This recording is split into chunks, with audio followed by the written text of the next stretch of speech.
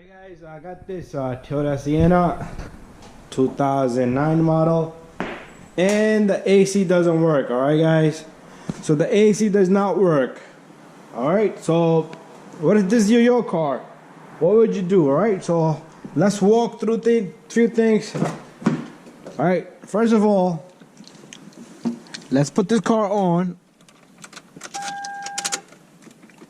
And let me turn off the radio. Alright guys,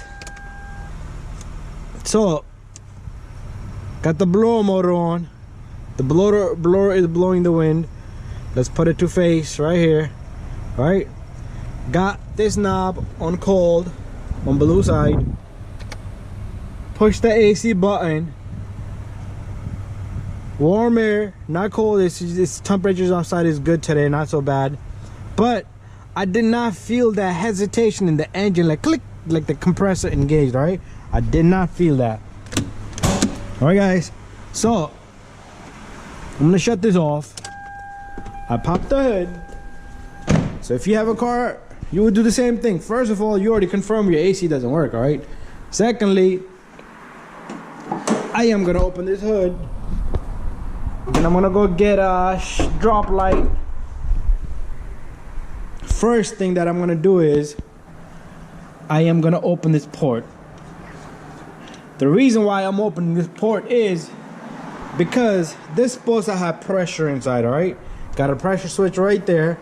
This is the high side valve right here. I don't mess with the high side. It's better to mess with the low valve. All right, first thing is we're gonna push that little pin inside. So I gotta go get something tiny. All right, let me go grab something and let me go grab the light at the same time. I'll be right back. All right guys, I'm back.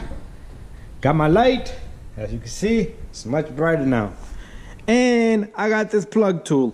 All right, all you need is something tiny. Don't put your face up above it, guys, because it's gonna spray. If there's any pressure in there, it's gonna spray. All right, so I'm gonna push that port. I don't have pressure, guys.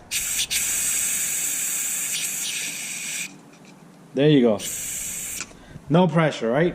It's supposed to be very loud, really loud. All right, so this indicates to me that there's a leak in the line, guys.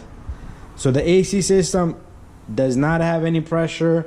The pressure sensor here is not gonna indicate the system to come on. All right, so simple as that, guys. So what I would do is I would vacuum everything out of the system with that red machine sitting right there. Vacuum everything. You're not gonna see me put it on that machine because I'll make another video on something like that. But vacuum everything, recharge the system, put in enough oil like it's supposed to have, and then add a dye to the system. Usually this condenser right here would take a hit. All right, so the condenser right in the front would take a hit and there will be a leak. All right, so, or it could be if your car is 10 years old, 15 years old, 20 years old, that over time, little by little, it lost pressure. Right, so this thing is not common for this car, so it has to be a leak somewhere, guys. But this car has a dual system.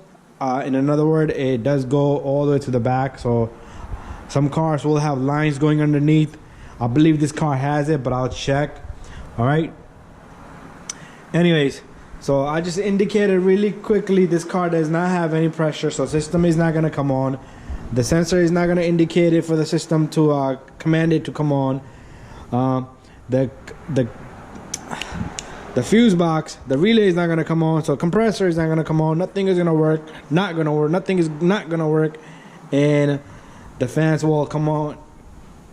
Sometimes, let's say if your compressor is bad or the relay is bad, the fans will kick on as soon as you put the AC on. All right, you will feel that load on it. All right. But anyway, thank you for watching, guys. Don't forget to subscribe. Don't forget to subscribe, share, and like all of my videos. So we just quickly diagnosed the problem with this Toyota Sienna, all right? So the AC does not work. Always make sure you put your caps back on when you're done with the job. So I am going to be doing this, but you're not going to see it in this video, but in the upcoming videos you will see that, all right?